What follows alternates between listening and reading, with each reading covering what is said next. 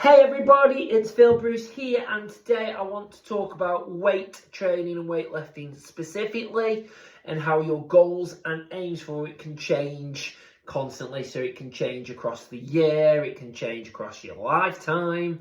There's so many different factors to it. So let's give a typical example when it comes to weight training. If you're looking at the seasons of the year, so the seasons mean spring, summer, autumn, winter.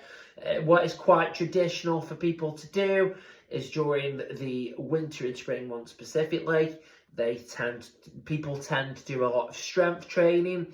So it's about lifting really heavy weights with low reps, with the purpose of that being to bulk up, to get bigger, to get stronger, which allows you to eat more food in order to recover and get more strength, which usually leads to increased body fat. It is what you tend to see across the winter and spring months. So, for example, if you are going down that road and that routine, you tend to see people doing anything from like 1 to 6 reps.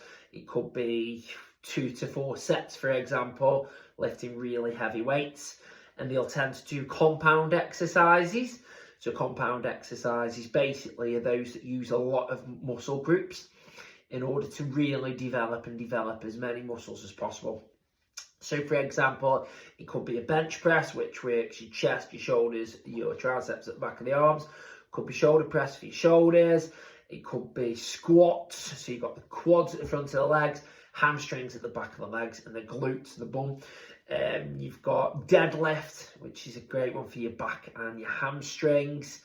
Again, they're typical examples of compound movements that you'd see people tending to do when they are bulking up or lifting heavy. And then when you come to your kind of summer, autumn months, especially the summer months, and you could also look at it and say spring and summer coming that way. So there's different ways of doing it. You tend to get people doing lighter weights, more repetitions in order to burn more calories, to get more tone, to get leaner, to reduce body fat, with a big purpose of that being because they go on holiday, they want to take off the tops and feel more confident, or they want to be able to wear a bikini or whatever it is, and feel more confident.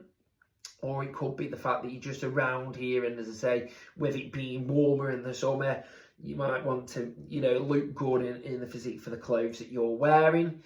Again, it could be a mixture of compound movements, and it could be some isolation movements as well, really to isolate and get a pop on certain muscles. So for example, with isolation moves, could be bicep curls for the biceps at the front of the arms. It could be some tricep kickbacks or tricep pulls just for the triceps. Again, if you're wanting to look at chest, you've got flies that target the side and the top of the chest as well to get a bit more rib definition there. Again, there's loads of examples of isolation exercises that you can do. Calf raises for the calves. You've got, as I say, plenty of those that you can do. There's loads of isolation ones. And then what people tend to do is to go the higher reps. So it could be, for example, 10 reps, up to 30 reps, which will still gain your muscle, but it'll allow, as I say, that body fat kind of percentages drop down. If you are burning more calories from your training, you are reducing your recovery times as well, and eating less, with your nutrition. So you're probably cutting down on some carbohydrates. You're probably trying to fill yourself with a protein to keep you fuller for longer. And it's having those different senses, those different purposes of the weight training across the year, really, across the different scales and times. Now, there are some people as well that will prefer to do a certain kind of training all year long. Again, they might have their specific goals, aims, targets, objectives, and not be too fussed about whether they're looking leaner in the summer or bigger in the winter. It could be the fact that they're just passionate about what they do. So you could get some kind of strong lifters, some real bodybuilders that are focused on, as I say, putting as much muscle on as possible, need more time to do it. It could be some people just hate strength training, or they hate endurance training. So it's a fact that they will kind of stick more to what they know and what they enjoy doing.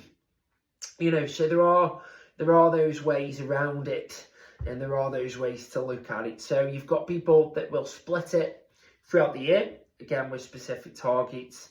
Could be on, as I say, to put muscle on. It could be just strength, power, endurance. It could be reduced body fat, as we've talked about, or it could be putting on weight. Or you've got those that just want to really focus on being in a certain range all year long, and keep that going and kind of tweak it a little bit, but not too much. Because it's also important to remember that if you're doing the same thing all of the time, so you're lifting the same amount of weights, you are lifting the same reps, getting the same recovery, same sets, same rest in between, same tempo, your body goes through a stage and a process called adaptation. So what that means is it gets used to the stimulus that you're doing, it gets used to what you are doing. So after it, with it being new at the start, you'll get more of a stimulus, more of a growth and more results from it. And then your body slows down and your body kind of pauses and gets to the stage where it's used to it. And if you don't develop it and you don't improve it, your results will decrease. So it's bearing that in mind as well. So if you are going to stick with the same process or the same kind of lifting, try and still tweak it. So for example, it could be lifting extra 2.5 kilos every, 3 to 4 weeks if you feel like an improvement that way. Or it could be instead of 6 reps, you try and do 8 reps with a lot, maybe the same weight or slightly lighter one to begin with. Or it could be instead of 6 reps, try 4 reps, start with a slightly heavier weight because you're doing less repetitions of it and try and build up. So there's plenty of ways of doing it. And the tempo, for example, so if we're doing a move and we're getting the concentric, so the muscle contracts on a bicep curl, so it's coming up contracting. Again, on the eccentric, slow it down so there's more range of motion, there's more control with the movement. So, for example, the contraction could be a second up, and you pause, and then it could be a 1, 2 on the way down, just to get that eccentric contraction, that eccentric movement working. And again, mix up your tempo. So you could do slower lifts, you could do quicker lifts, but it's really important to get the range of motion as well. So instead of just, if you're lifting really heavy and you're getting to here because you can't lift it all the way up, yes, you'll get a little bit of growth, but you won't get the same amount of growth as if you're lifting a bit lighter, getting it all the way up, full range of motion, and slowing it on the way down. Yes, that was my elbow that cracked. So, it's those variables, but as I just wanted to talk about on this video, it's the fact that people have got their own kind of goals and journeys with weights, and ultimately, it's about doing what you enjoy. It's about doing what you find as beneficial to you, rather than thinking, I've got to do the summer rip, I've got to do the winter bulk, I've got to do this all year long.